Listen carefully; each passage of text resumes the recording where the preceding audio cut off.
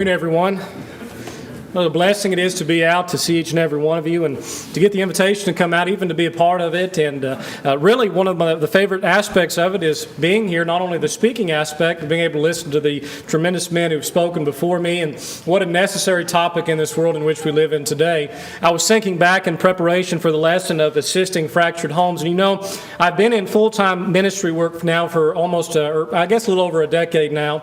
And the one single thing that I deal with the most, as many other ministers would probably agree with, is dealing with issues inside the home and relative to the home. And whether that is an adulterous situation, whether that is a rebellious situation, it is without a doubt the number one issue that I deal with in the work of the ministry. And so we have a very real question and problem that is in front of us when it comes to the problem of assisting fractured homes. Now, Brother Rick, at the beginning of the afternoon, mentioned that some people that have come in are tent makers by trade and other times gospel preachers. I'm the tent maker side of it. My background is in carpentry and construction. So to kind of illustrate the point of a broken home, I want to take you back to something that happened to me a few weeks ago. So I got a call from a lady that told me they were having some sheetrock issues in the house. And the issues there, she said, I think the house is settling. I'm not really sure what's going on. We've got some problems where the floor is kind of starting to cave in a little bit, and just wanted us to come out and look at it. So I said, sure, went out and looked at it, and sure enough, get out there at the house, and when I looked at the sheetrock, there were some major cracks in the corners of the house, which is not good.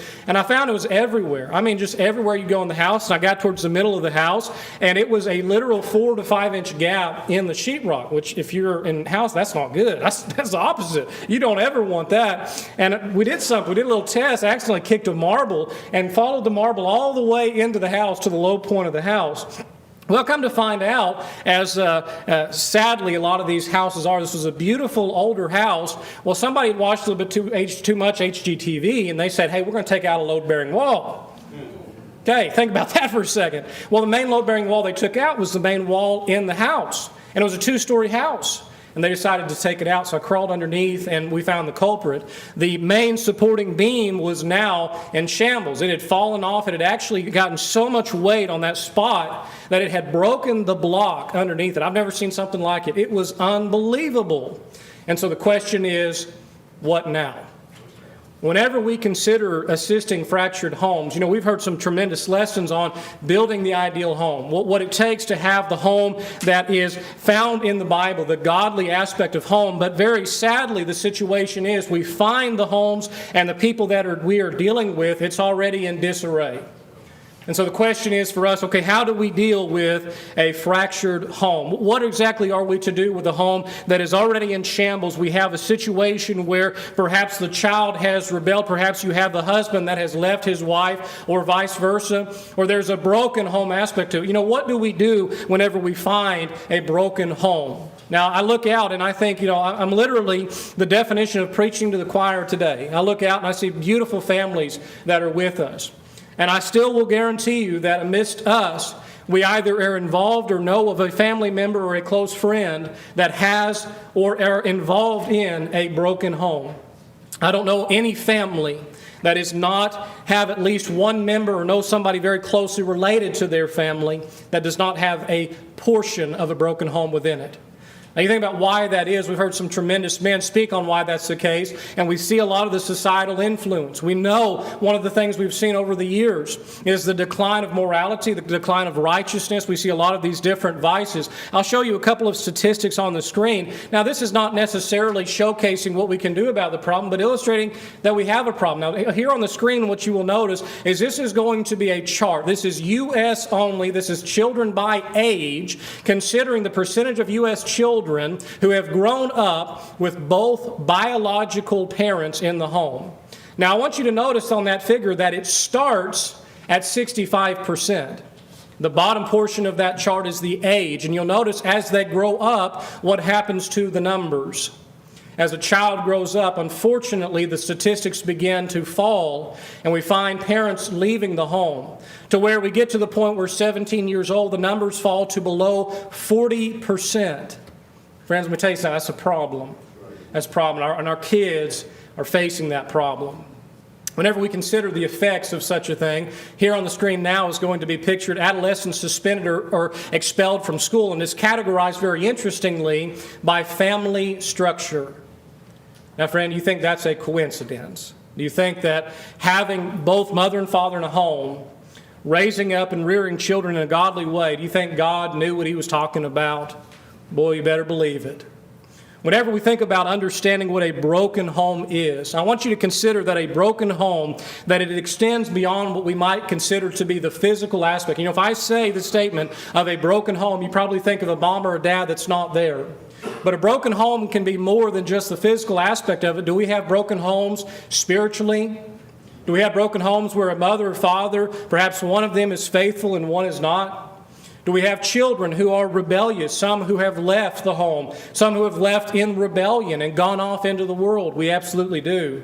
We find that broken homes are all around us. Now, whenever you consider a broken home is the defeating of the ideal godly structure that God made from the beginning. It is anything found outside of what we read in Genesis 2 and verse 24. It is anything outside of what we read of a man and wife joined together in marriage, their children growing up in that marriage as they're married to each other, the husband and wife, and rearing children from that aspect. Jesus reaffirmed that, didn't he? He reaffirmed the godly model of what marriage is there in Matthew chapter 19, verses 4 through 6. And so we see the design there. This marital bond, it's not easily broken. But as I walked into that house that had the foundation issues, I wish I could have told them, well, you shouldn't have taken out the wall, right? But when we deal with people, they're already broken when we talk about assisting in fractured homes. So now the question is, what do we do now? I'm going to give you some more statistics and then we'll go on. The U.S. divorce rates are approximately 38 to 45%. Interestingly enough, the divorce rates are actually decreasing with the rise of cohabitation. Less people are getting married, more people are living together. Some indicate that it's up to 50% now. Of those who divorce and remarry, the rate is 60% of those people that will experience divorce again. Did you know the average duration of marriages ending in divorce, the average length of that marriage is only 8 years? You also consider that the impact on children and prison statistics. It's a very drastic thing whenever we remove mom and dad from the home. Children in broken homes, they are five times more likely to struggle both emotionally and behaviorally. And did you know that about 70% of long-term inmates grew up in broken homes? We have a problem when it comes to broken homes, the ramifications of such broken homes. But our question this afternoon is, what do we do if we find ourselves in this predicament, or if we have a loved one in this predicament, or if we have a member that has fallen away, that find themselves in a fractured home? The question is, what can I do now? And so I ask you, if you would, go ahead and open up your Bibles with me to Luke chapter 15. And we're going to use the example in the parable of the prodigal son to illustrate a picture of a fractured home. Now, Jesus, as we begin this parable, a couple of things to note as you turn over there to Luke chapter 15. It's very important as we remember what he is talking about to go back to the context. He is talking about, as we remember the parable of the lost coin, and you go up all the way up there, we consider he's talking about the lost soul. What do we care about lost souls? Well, we better care about them because Jesus did. And so as Jesus is giving us this illustration, he's going to begin and he's going to talk about a father who had two sons. Now, this begins here in Luke chapter 15 with me, and beginning there in verse number 11. Read that and start with me, verse 11. It says, "And he said, a certain man had two sons. And the younger of them said to his father, Father, give me the portion of goods that falleth to me. And he divided unto them his living." Okay, stop at the end of verse number 12 for just a second. Now, the very first thing that we get in this picture, we're introduced to the father. He's got two sons. What's the first thing you read about the younger son? The very first indication of his attitude. Where's his heart at? The first thing you read about the younger son is he goes to his father. He says, Father, respectfully, I ask when you pass to give me what is due me. Is that what he says? No, he says, he goes up to him. He says, Father, give me the portion of goods that falleth to me. Give it to me. It's my time now. That's a horrible beginning to the story. That's a horrible attribute this younger son portrays there. Now, remember, in ancient times, as we consider what's going on here, when do you think the father would divide up his property? When do we divide up our property? At death. And the younger son is going to the father, and he says, no, I want it now. I want it right here. I want it right now. And so in the story, as you consider as he's dividing up his inheritance, it says in verse number 12, as you go on down, so he wants his inheritance, and what does the father do? He divides it up. Now, of course, as you remember what's happening there, 2/3 of the property would go to the older. 1/3 of that would go to the younger. Now, I want you to stop and think about that. You think the father had this 1/3 of the property that he just had there in assets and in the bank? What did he have to do? He divided unto them his living. That father, he probably had to do was sell off what he had in order to come up with that inheritance. Whether it was land, whatever it might have been. And so the son is demanding what was due him later. But he wants it right now. So you read verse number 13. You go on down the story. Not many days after, the younger son gathered all together and took his journey into a far country, and there wasted his substance with riotous living. And so, do we think that this young son, the very first thing we see of him, do you think he's got his head on right? He's a man that has a desire of worldliness. That's what we know about the younger son. This is a man that is pictured as wanting nothing more than worldliness. He says, I don't want you, Dad. What do I want? I want your stuff. That's what he wants. That's his desire. I want your stuff. He doesn't want his father. He doesn't want the home. I want to go off into the world. I want to be my own man. I want to have this attitude. Now, the son completely rejects the home. We use the example of the prodigal son. It represents a lot of things being in a parable form. It represents, and I think the case can be made, it represents the relationship Jew and Gentile. It represents the relationship between God the Father and man. But I think we see here that we also see the idea, if it is represented as God being the Father and us being the child, of what happens when we choose to follow the world instead of following God. If I have my mindset, I'm going to follow after the world, I'm the younger son. And I'm going to tell God, I don't want what you've given me. I don't want the picture there of the home. I want to go out and I want to have a riotous life. I want to go enjoy myself. Now, you think about the younger son there in verse number 13. He says he takes his belongings and he goes far away. Now, you think of the dad, and you think about watching the son, the younger son, until he is a speck on the horizon, going away. How many moms and dads have had to watch that? How many moms and dads have been told by people, your son or daughter's never coming home? My friends, as gospel preachers, as Christians, that's the worst thing we can tell families ever. There is hope for those who have gone off into the world. There is hope for those who have found themselves in this point of riotous living. Why else would Jesus give us the parable of the prodigal son? And so the son goes off into the world. And he's there and he's wasting it. He squanders it. Verse 14, we have a problem, don't we? And when he had spent all, catch that. Okay, the father there, he sold 1/3 of it. He didn't give him $10 and send him down the road. He didn't just waste it on one stop. He gave him all his inheritance. It says in 14, and when he had spent all, there arose a mighty famine in that land, and he began to be in want. So we have the predicament finally come into play. Finally, there's some realization that I can't keep living this way, that I have a problem here. And then look at what happens. He's still not there. And that's the tragedy of the younger son. He's still not there at this point. Verse 15, and he went and joined himself to a citizen of that country, and he sent him into his fields to feed swine. So you think about this guy's life, verse 14, you think it's probably not going right. And then verse number 15, finally he has nothing more to do. Party time has turned into painful time. And now he's left with no choice except in verse 15 to go into the fields to feed swine. And I wish I could tell you it ends there. Verse 16, it says, and he would fain have filled his belly with the husk that the swine did eat, and no man gave unto him. Now, most of us in the area in which we live in, around the surrounding area, probably most of us have the experience, or at least the know about, of dealing with pigs. I don't know about you. Dealing with pigs as a farmer is not a fun task, not a clean task, is it? Let me ask you this, farmers. What do you feed pigs? We usually fed them sirloin and ribeye. Isn't that what you fed them? They'll eat anything. I mean, it's trash. That's what you give to them. They'll eat absolutely anything. And yet the son is there in verse 16. And can you imagine being so hungry? You see that in verse 16. Filling his belly, he wants to fill his belly with the husk that they were feeding pigs. That's a predicament there, isn't it? Now you stop and you think about, this is not just gross in the sense that it's pigs, is it? Who is Jesus talking to at this point?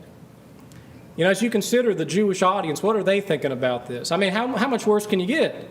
Unclean, defiled. I mean, you think about this picture there of swine in the Jewish mind. I mean, you're at the lowest of low. He's unclean, he's defiled. He's in this situation now. He's so dire and desperate. He's wanting to eat with the pigs.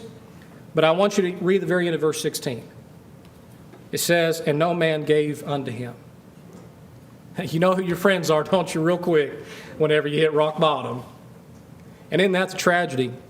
There at the very beginning, I want you to look at that in verse number 13. You think as he's there spending his money with riotous living, you think he had anybody else helping him spend his money?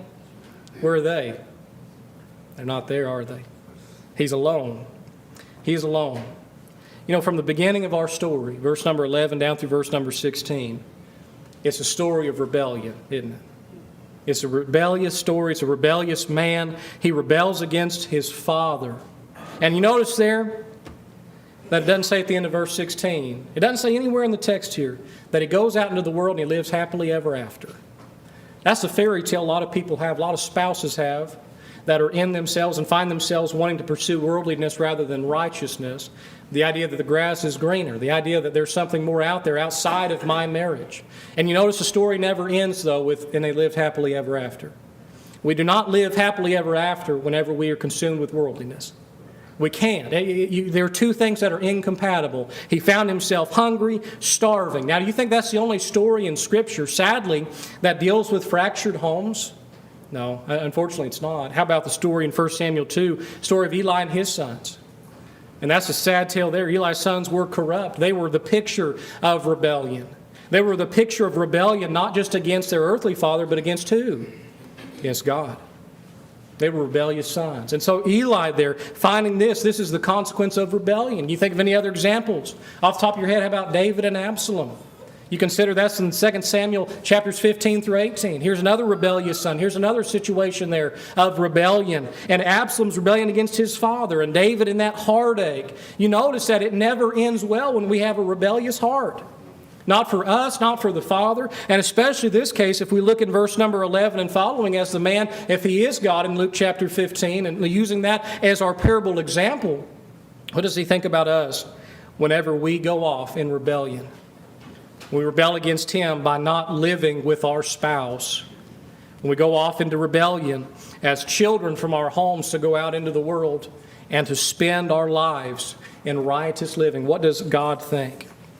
You notice that the younger son, he's not only the representation of a rebellious child, he is the picture of the attitude behind fathers and mothers, of husbands and wives that depart their families.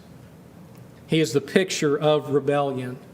And you know, if you had to come up, if I gave you an assignment, I said, come up with 5 attributes of the younger son, what might you think his attributes were? Do you think that selfishness might have been one? You think about neglect in his family. You realize, you notice he never said, can I help, Dad? What can I do around the house? He never said that. There's a lot of things that he portrays, but the main picture is rebellion and worldliness. He's the picture of what happens when we depart away from God. And so as you consider this younger son, the saddest portion of this is still not yet to come. So continue with me there, the crisis and revelation point, the turning point of this story. Look at verses 17 through 19. It says in here, in Luke chapter 15, and when he came to himself, he said, how many hired servants of my father's have bread enough and to spare, and I perish with hunger? I will arise and go to my father, and will say unto him, Father, I have sinned against heaven and before thee, and am no more worthy to be called thy son. Make me as one of thy hired servants. So stopping at the end of verse number 19, verse number 17, finally he begins to come to his senses. Finally it hits him. And I want us to think about this for a second. All of the difficulty, all of the suffering and loss that had happened to the younger son, it finally caused him, he finally came to his senses. He finally hit it. And, you know, friends, in dealing with people and talking with people, very seldom does someone come to their senses out in the world until they hit rock bottom. And that's what the world will treat you as. It will allow you to hit rock bottom. And finally, the younger son begins to get it. Finally, it begins to sink in what exactly he has done. He's living in rebellion. And what is the first thing he thinks about there in verse 17 when he finally comes back to his senses? He's thinking back to home. And he's thinking back to what I have left. And he says in verse 17, "It is better to be a servant in my father's house than to be out here alone. I am better off there." Now, the second thing he realizes in verse number 19 is he makes the statement, he is no more worthy to be called thy son. And so he will make the request to be one of his hired servants. Finally, as he hits rock bottom, at the beginning of the story, he only cared about one thing, wasn't it? He cared about his father's inheritance. He cared about the world. And so finally, as we see here in verses 17 through 19, he takes the father's wealth, he goes off and he spends it all. We see him in this situation. Now, one thing to notice here, does the younger son, does he make any excuses for himself? He doesn't go off and say and give excuses for why he's where he is. He owns it. And that's our point. We've got to own it. He finally realizes it and it hits him, and he knows what he's done. He knows why he is there. And without a doubt, perhaps one of the hardest things we have to deal with is that there are consequences to the things that we do and choose to be. And the younger son, as he realizes that, he has to go through a lot of suffering to get to that point. My friends, there's a lot of people we deal with out in the world who are suffering, but they've not yet hit rock bottom. They've not yet come to their senses of what they have done yet. And we think that we try to reach out to them, and we'll talk in a moment about what we can do to assist them. But there's a lot of occasions, and I don't know if I've ever seen someone come back until in a situation like this, they've hit rock bottom and there's nowhere left to go. Except where? Home. There's nowhere left to go except home. You know, as painful as this insight is for me and you, there's times that the prodigal, before they return from rebellion, they may undergo a lot of suffering. They may suffer abuse. They may get out into the world and spend time in prison. They may go off into the world and find themselves involved in drugs, substances. And they might find all of these vices until finally they hit rock bottom. Friend, rebellion is not a pretty thing. It is not something that we enjoy. And so the father's response, how does he respond back? As you consider the ending of the younger son, verses 20 and following. Verse 20 says, "And he arose," so we're talking about the younger son, "and came to his father, but when he was yet a great way off, his father saw him and had compassion and ran and fell on his neck and kissed him." The time that God ran. You consider God represented here as the Father. How many times do you think the Father looked out and wondered on the horizon for his son to come home? How many times you look out and you think that he waited? So the son goes back, and I want you to look at this. Does he have to go home first? He sure does. He arose, he came to his father, the father looking out there a great way off. And so the emphasis, do you notice that there is a shift that's about to happen? In our parable here, we're about to shift away from the younger son. We're going to look at the father. How does the father respond to one who comes home? The father says there, he sees him, and what's the first thing we read about the father does after he sees him? He had compassion. He had compassion. And then you know what he did? He ran. He ran to go out and meet him, fell on his neck and kissed him. You imagine what that father felt? Does he feel upset about all that he had done, bitterness? No, he feels compassion because what was dead is now alive. What is lost is now found. And the father, he goes out and he runs to him. And there in verse number 21, the son, remember he had that speech prepared, didn't he? He said, I know what I'm going to tell Dad. I know what I'm going to tell him. He said, I don't even want to have the name. I just want to come home. I want to be a hired servant. Put me in the servant's house. And look there in verse 21. The son said unto him, Father, I have sinned against heaven and in thy sight and am no more worthy to be called thy son. The son here, he finally realizes it. We have a man that was rebellious that has now realized what he has done. Comes to his senses. He knows what he has to do. He makes this confession. And I want you to look at the response of the father there in verse 22. But the father said to his servant, bring forth the best robe, and put it on him, and put a ring on his hand, and shoes on his feet. And bring hither the fatted calf, and kill it, and let us eat, and be merry. For this my son was dead, and is alive again. He was lost, and is found. And they began to be merry, through verse number 24. I tell you what, the Father's response is contrary to about everything we're told out into the world of how one ought to respond. I think sometimes we don't maybe recognize the compassion aspect here that's brought out. You know, a lot of times whenever people come back from their situations, they have, say, come back from drug abuse, they come back from an adulterous situation, what's our very first reaction? Well, I don't know about you, a lot of times I'd like to beat them over the head.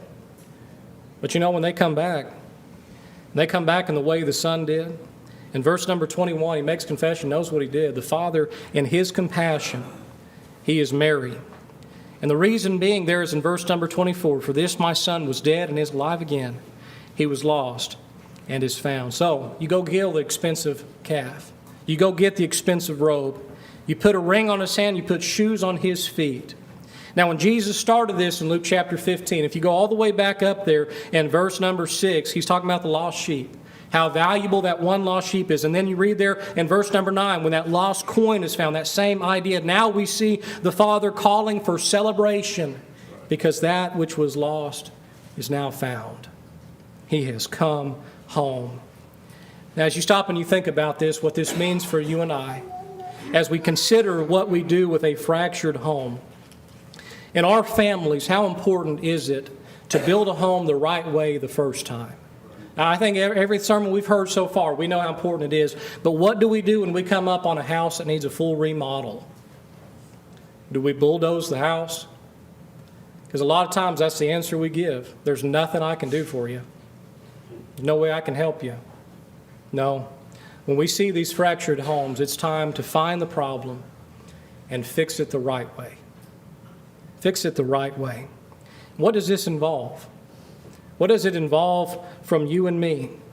You know, as you consider what it takes for you and I as the church, when we choose to neglect our families, when we choose to go off into the world, we choose to be the young man here, choose to be that younger son. And then in spite of all that we have done, do you realize that the only way the son could come home is to do exactly what he did? To come to his senses, to make that confession, and come back. My friends, sometimes we so often forget, is the church a place where those who are lost in the world are banned from? Is it the place where we only allow those who are perfect to come into? Is it the place where only you and I who have it just right, have the beautiful homes, are allowed to come in and sit in the pews? No. What did Jesus say his purpose was? We've heard it a few times, haven't we? Seek and save the lost. That's right. That's right. Is the younger son the lost here? He sure is. What about the adulterous man who's left his wife? Is he in need of Jesus? Is he in need of compassion and forgiveness if he comes home? He sure is. Only in the Lord can one find themselves in such a mess and still be forgiven. But you've got to come home. As I think about the church here, what can I do today? What can the church do to help somebody in this situation? You know, the very first thing that we can do is encourage and uplift people. And it's perfect that I'm preaching right now, isn't it? Encourage and uplift people. You know, there in Galatians 6, verses 1 and 2, we find the verse, Brethren, if a man be overtaken in a fault, ye which are spiritual, restore such an one in the spirit of meekness, considering thyself, lest thou also be tempted. Bear ye one another's burdens, and so fulfill the law of Christ. That first part of that verse, brethren. He's talking about brethren. Brethren, if a man be overtaken in a fault, you which are spiritual, you which you have your life together, it says you go send them on their way and you shut the gate. No. It says you go and you restore such an one in the spirit of meekness. Now, meekness is a hard one, isn't it? We struggle with it. I struggle with it. I don't know about you. Meekness is a hard one. Humility and strength. Having the humbleness of mind to go and help a brother. Verse number 2, what does he say? Bear ye one another's burdens and so fulfill the law of Christ. My friends, I can promise you this. If we don't go out and seek after our brothers who have fallen away, who is going to go and find them? It's going to be the world. Brother Larry Yarber once told me something, and he used to give it in every sermon. He said, people don't care about how much you know until they know how much you care. My friends, those people, we can preach all we want from behind the pulpit. We've got to go out to those who are struggling, lost in the world. And I hope one day we'll have those that come through the door. But what it's going to take is you and I going out and encouraging them and uplifting them and giving out that hand in response to them. Another passage there in 1 Thessalonians 5, verse number 11, wherefore comfort yourselves together and edify one another, even as also ye do. You kick that part there about comforting, but also the edification part, to challenge each other, to build each other up. And whenever it comes to those that are living in rebellion, who else needs edification? Hebrews chapter 10, verses 24 and 25, and let us consider one another to provoke unto love and to good works, not forsaking the assembling of ourselves together, as the manner of some is, but exhorting one another, and so much the more as you see the day approaching. You see, exhortation, that encouragement is so important to those who find themselves lost and out in the world. They need that person. They need me and you to go out and reach out to them. You know why? Because if we don't, who's going to find them? Who was out there in the world with the younger son? The world was. And he's down there. You know, the saddest part of it all, how many brethren do we have there pictured in verse number 16 who are out in the world alone? Now, look, was he a foolish man? Did he make terrible decisions? You better believe it. And the point of this story is not to make bad decisions, is it? The point of the story is if we've made those decisions and we are in that fractured home, that we can come back. And that those who are lost can come home. Now, there's a second portion to this, though. We can't miss this. The second side of this is we also need to hold those in sin accountable. Now, does the father there, does he dismiss what the son has done? No. You notice there that we see the sin. We saw it from the very beginning. He doesn't dismiss it. Matter of fact, the one who finally holds himself accountable is the son himself. And you notice there, as we see his example in verses 17 through 19, he doesn't excuse his sin. He doesn't excuse his attitude. What does Matthew chapter 18, verses 15 through 17 say? Well, it tells us, moreover, if thy brother shall trespass against thee, go and tell him his fault between thee and him alone. If he shall hear thee, thou hast gained thy brother. The very first thing we do if a brother trespass against thee, you know, we have a lot of brothers that we might have problems with. We have things that we may not get along. They've crossed us. Perhaps we find them, they're out in the world living in a way. We've seen them do something we shouldn't do. What's the last thing we should do? Last thing we should do is get everybody and talk to them along the way to the brother that's lost. Amen. Last thing we should do. I've likened it sometimes. It seems like whenever an issue comes up, the church can a lot of times be like a pinball machine where it bounces around to everybody except the person it's intended to. It finally gets to them at the very end. No, the first thing you do, you find a brother there, they're struggling, they're in a fault. What's the first thing you do? You go and you tell them. You tell them alone. And then the progression there in Matthew chapter 18, if that does not work. Friend, I'll tell you what, if we would have handled problems like this when they first came up, how many problems would be avoided? But it's hard. That's when it gets hard because we're comfortable. And I tell you what, it's a lot easier not to have hard conversations. It's a lot easier to let somebody go off in the world and look at them and say, well, I'm not that bad. I haven't done that to my family. It's a lot easier to do that. But friends, are we in such a place where we don't need forgiveness ourselves? Are we in such a place where we can look at that brother that's lost out in the world, made terrible decisions and say, well, that's too bad. I'm glad I'm not him. I tell you, whenever we get to the point we don't need forgiveness, then maybe we can point those fingers. But we're going to need forgiveness, aren't we? At the end of Matthew chapter 18, what does Jesus say? Well, the whole point is how we forgive is how we will be forgiven. My friends, as we look at this and we consider the man who is lost and he is now found, what is our attitude towards him? And as you consider what it means, there's a few other verses there for time's sake we won't get into, but I want you to give you this. Go back to Luke chapter 15 for a moment. And I want you to go to the very end there, because one of the things, the saddest portions of the story of the prodigal son is not only the situation that the younger brother is in, but the older brother. Now, the older brother here, we haven't talked about the older brother yet. We were introduced to him in verse number 11.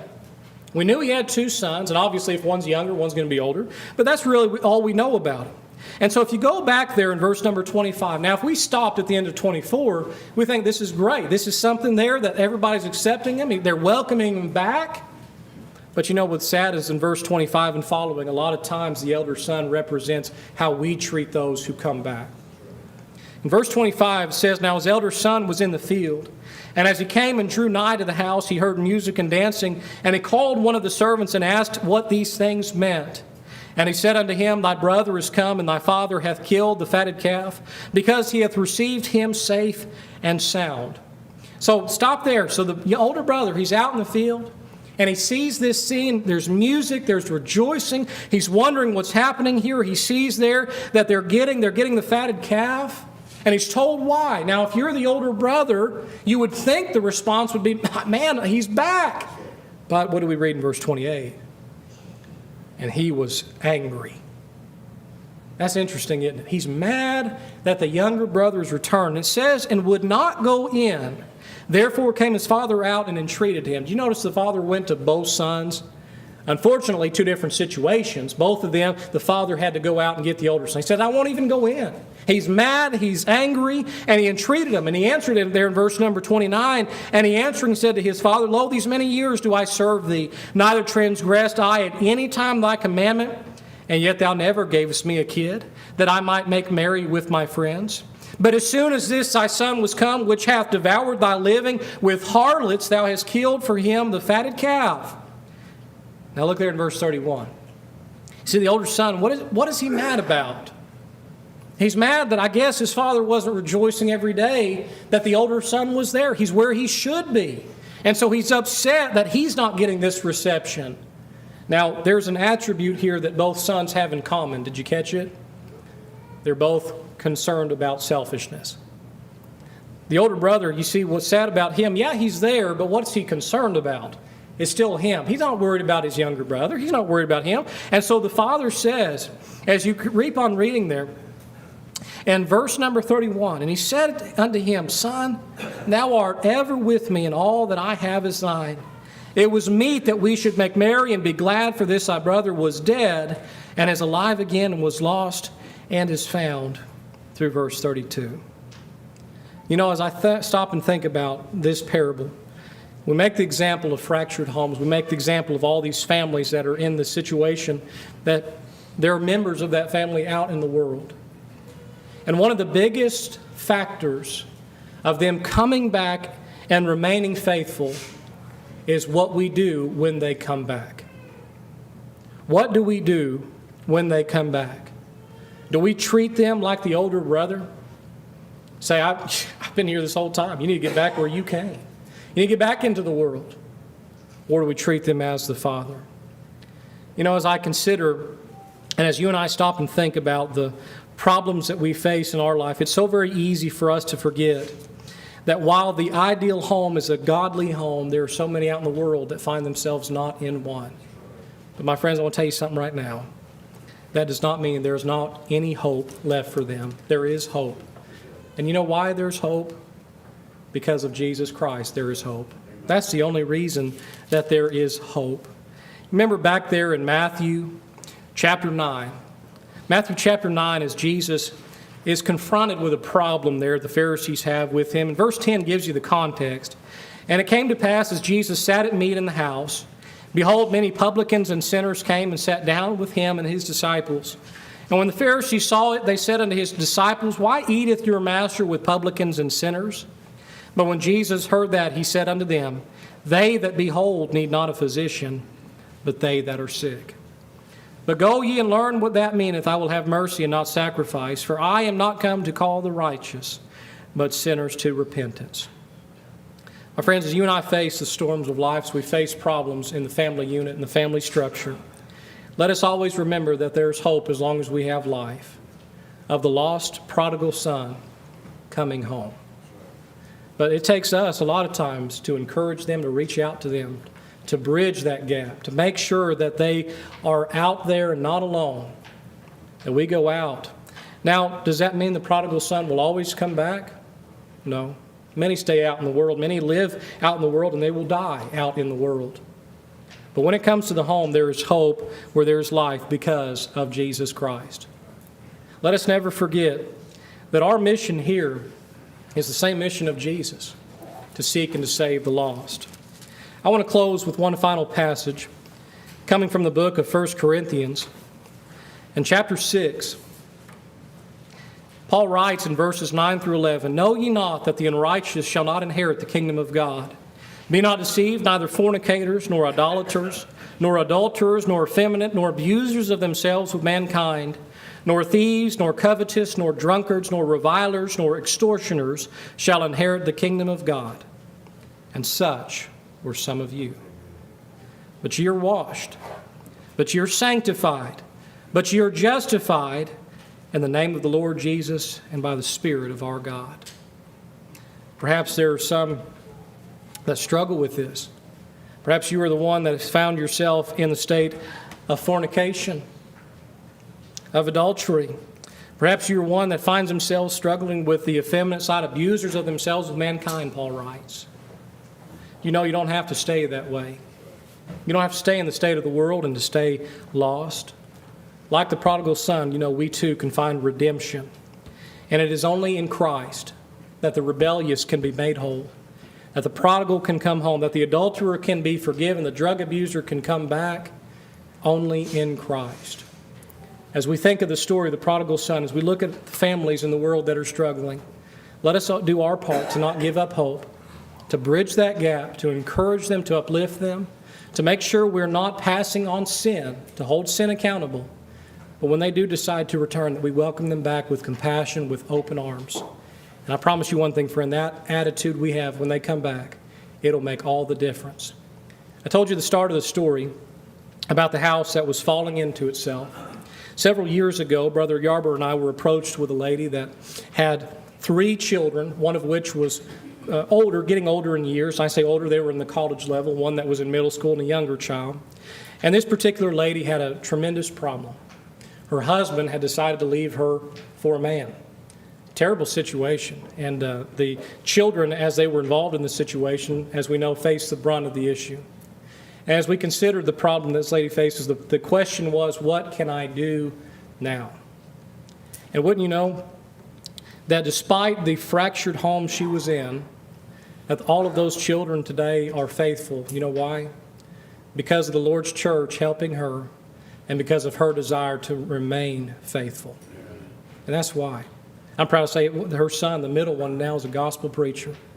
The tragedy is that father, he's still alive and he's out in the world. And I can't picture the day still looking down the road of all of us waiting for him to come home.